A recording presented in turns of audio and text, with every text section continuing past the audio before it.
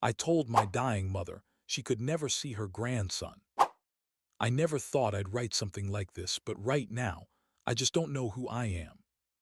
Son, father, husband, or the man who denied a dying woman her last wish. And every time I look at my little son, I see not just his smile. I see my mother's eyes, which I'll never see again. It all started with a phone call I'd been waiting for and dreading at the same time. "This is about your mother," the doctor said. In that second, the air just vanished from the room. I knew this day would come sooner or later, but I hoped it wouldn't be today.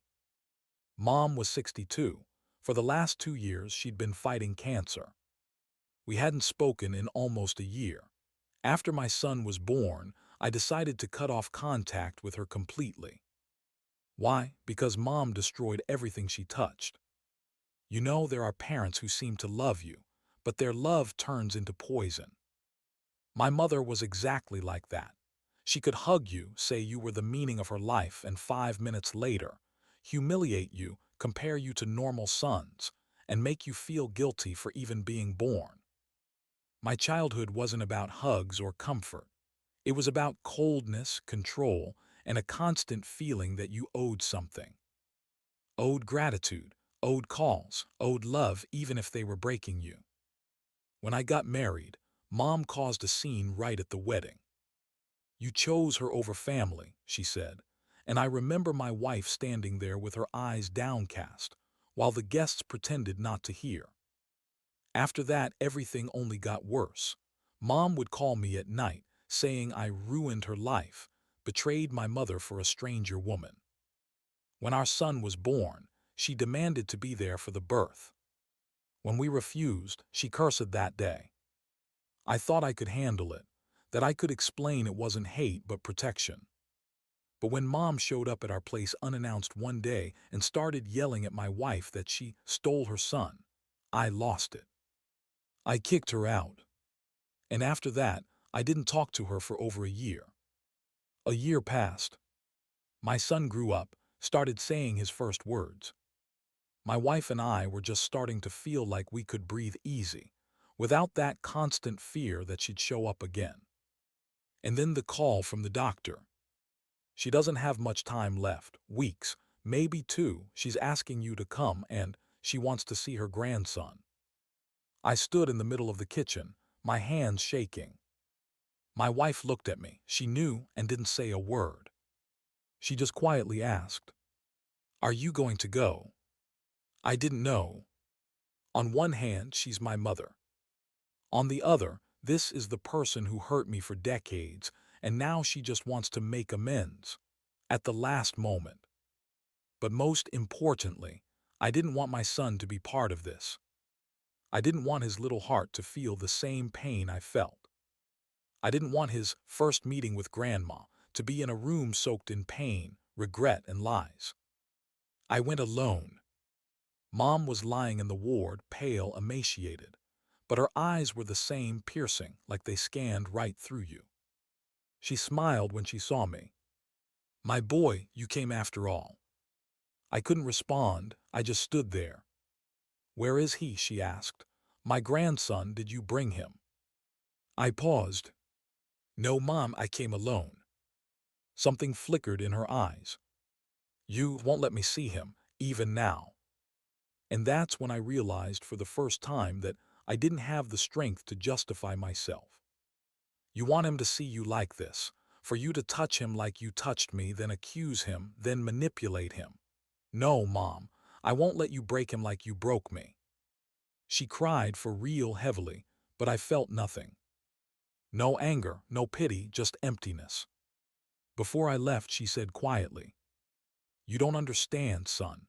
I just didn't know how to love any other way." And I replied, "I know, and that's exactly why I won't let you love him." I left. 3 days later, she was gone. All the relatives jumped on me. "You're a monster. You took away her last joy. Even monsters forgive before death." My wife was silent, but I could see she was doubting too. And me, I just don't know. I protected my son. Or did I become just like her?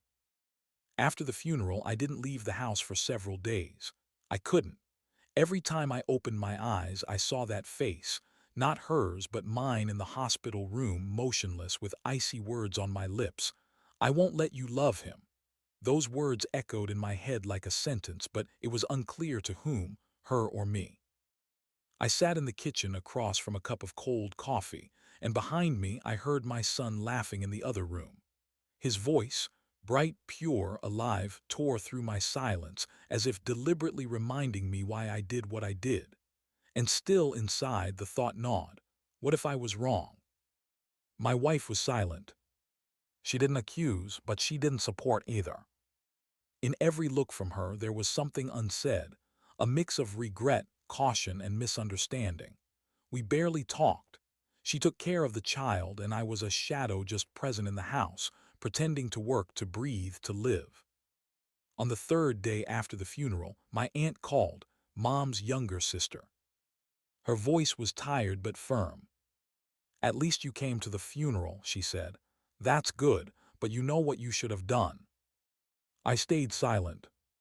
"She waited for you, Mark, every day, even when she couldn't walk anymore. She kept your childhood photo by her bed. You were everything to her, and you just killed her at the end." I couldn't take it. "Aunt, enough. You know what she was like, you saw it all." "I saw a woman who didn't know how to be a mother, yes, but you could have been a son, at least in the end." She hung up, and I sat there in silence, and for the first time in a long time I cried.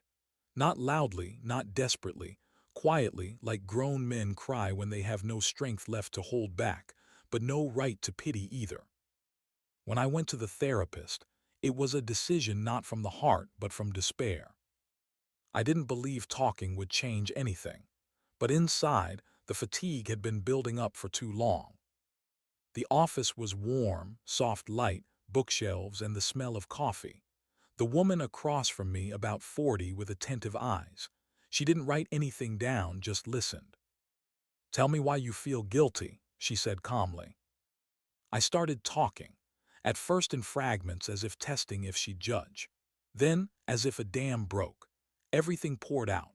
Childhood, mom, her words, control, the wedding, the birth, screams, night calls, curses, the feeling that you're always not enough, always owe more, be better, be grateful for even being tolerated. "And you decided not to let her see your son," she clarified. "Yes." "Why?" I was silent for a long time. "Because I was afraid, not for myself, for him. I knew if she saw him, she'd start the same thing. First gifts, then calls, then offenses.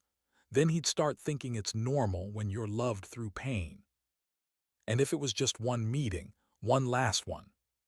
I don't believe in just one. With her, there's never just one. There's always the next step, the next debt, the next guilt." She nodded. "You say you were protecting your son, but it sounds like you were protecting yourself." That phrase hit like a knife. I wanted to argue, but I couldn't, because something shifted inside. I suddenly realized that everything I did wasn't so much for my son as for that boy inside me who never heard. "It's not your fault." That night I didn't sleep. I remembered childhood again, the smell of mothballs in the closet, her perfume, cold fingers on my cheeks. I remember how she stroked my head when I cried after school, and then suddenly said, "Don't cry, men don't cry. If you want respect, learn to be strong." From that day I really stopped crying, but along with that I stopped feeling. When I was 17, she found out Dad remarried. She called him, yelled into the phone, then threw it at the wall. Then she turned to me and said, "He betrayed us, you shouldn't be like him." I didn't understand what betrayed us meant. He just left when she did everything to push him out. But in her eyes, I was always part of the deal, where love is measured by loyalty. I was her compensation, support, the only man who would never leave. And when I got married, I became a traitor. When I became a father, she decided I stole the meaning of her life. The next week, I finally decided to go to the cemetery, not for her, for myself. I didn't know what to say, so I just stood there. The grass was still fresh, the earth soft. The wind rustled the leaves, and for some reason I thought she'd say something like, "Look, even nature is crying for me." I smiled for the first time in weeks. Sarcastically, tiredly, but honestly. "You wanted me to feel guilty, right?" I said into the void. "You always knew how to push, even now." Suddenly, a moment came to mind. I was 10, I broke a vase, the one she got from Grandma. She didn't yell, just stayed silent, looked at me in a way that made me want to disappear. A week later, she said, "You didn't even apologize properly. Do you know how much that meant to me?" And I apologized over and over until I realized it wasn't about the vase, but about power. About how she could make me feel guilty, even when I hadn't done anything wrong. Now it all repeated. I'm apologizing again, only to a dead woman. That evening, my wife came up to me in the kitchen. "Were you at her place?" I nodded. "And how was it?" "Quiet." "Do you regret it?" I looked at her. "Yes, but not that I didn't take our son. That all this happened at all. That we never had a single normal conversation without pain, without reproaches. That I don't even know what she was like when she wasn't trying to be a mother." She hugged me for a long time, silently. And for the first time in all this, I felt like I could breathe. The next day I pulled out the box of photos. There were old snapshots, me, Mom, Summer, the dacha. In one she's laughing, holding my hand. Me little happy, not suspecting what it would all turn into. I looked at that photo and suddenly thought, maybe she really didn't know how to love any other way. I couldn't forgive, but probably for the first time I understood. And that was enough to stop hating. 3 years passed. My son grew up, learned to read, and one evening when we were cleaning out old boxes in the closet, he found that very photo, where I'm standing little and next to me Mom, laughing, young, with that smile I'd almost forgotten. He picked up the snapshot, held it closer to his face and asked, "Dad, who's this?" Everything inside me tightened. I knew this moment would come someday, but I didn't think it'd be so simple and so unbearably direct. I took the photo, looked at it, and didn't recognize the woman. There wasn't the one who yelled, accused, manipulated. In the snapshot was just a mom, alive, beautiful, happy. "That's your grandma," I said quietly. He smiled. "And where is she now?" I didn't answer right away. I silently sat on the floor, put the photo down next to me, and felt that old feeling return, as if the air around grew heavier, as if the walls were closing in. "She died, son, a few years ago." He lowered his head seriously, like an adult. "Did you love her?" I froze. The question was childish, but it had more meaning than hundreds of hours of therapy, because I didn't know myself. Did I love her? Or did I just fear, hate, and now confuse it all with a sense of duty? Probably yes, I said finally. But she hurt me. Sometimes people who love us hurt us because they don't know any other way. He was silent for a long time, thinking it over. "And can you hurt too?" "I can," I answered honestly, "but I try not like she did." That night I didn't sleep for a long time. Something stirred in my chest, as if I was standing on the edge of something long closed but still alive. I picked up my phone and opened the old voicemail. There was one unopened message, left a week before her death. I didn't listen to it then, I just couldn't. Now 3 years later I pressed play. Her voice was weak, trembling. "Mark, I know you won't answer, I'm not angry, just, if I could start over, I'd probably mess it all up again. I didn't know any other way, but I still loved you. And I want you to know I don't hold a grudge. Don't come if you don't want to, just live better than I did, please." The message ended, and I sat there not moving. My fingers trembled, my breathing faltered. I realized that all this time, I wasn't trying to protect my son. I was trying to win. Win against the past, against the pain, against her. Prove that I'm stronger, that I survived without turning into her. But while I was proving it, I became a hostage to her rules. Either you win or they destroy you. A week later, I went to the cemetery again. This time with my son. He carried flowers in his hands, bought on the way. "Can I put them down myself?" he asked when we approached the grave. I nodded. He carefully placed the bouquet, then looked at the headstone and said, "Grandma, I don't know you, but Dad said you loved him. That's probably good." Those words seemed to release something. Inside, it became quiet, like after a long rain when the sun finally comes out. I looked at him and thought, this is what it was all for, so he could speak calmly, without fear, without needing to choose between love and pain. On the way back, we stopped at a cafe. He ate ice cream, chatted about school, about a friend who always breaks everything, about how fall was coming soon and we'll have to get up early again. I listened and understood. I'm not a perfect father. Sometimes I snap. Sometimes I stay silent when I should speak. But one thing I did right, I didn't let her shadow pass to him. That evening at home, I sat down at my laptop and opened Reddit.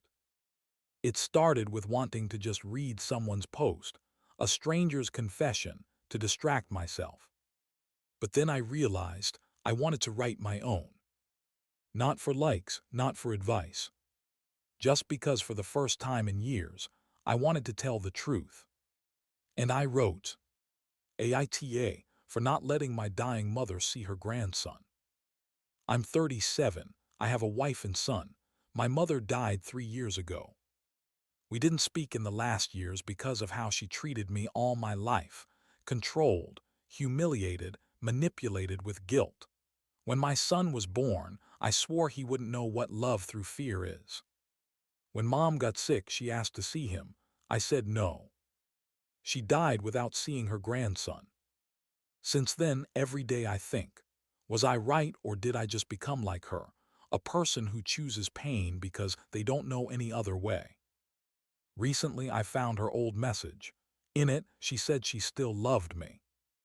I don't know if she deserved forgiveness, but maybe I deserve peace. So the question, was I the asshole, or just a son trying to save his family from what once destroyed him? I hit post, and for the first time in a long time, felt not guilt, not fear, but something like relief. Not forgiveness, no, just silence inside. Comments started appearing within minutes. I didn't read them right away, just watched the numbers grow. Then I finally opened them. NTA, you did what no one in your childhood could, set boundaries.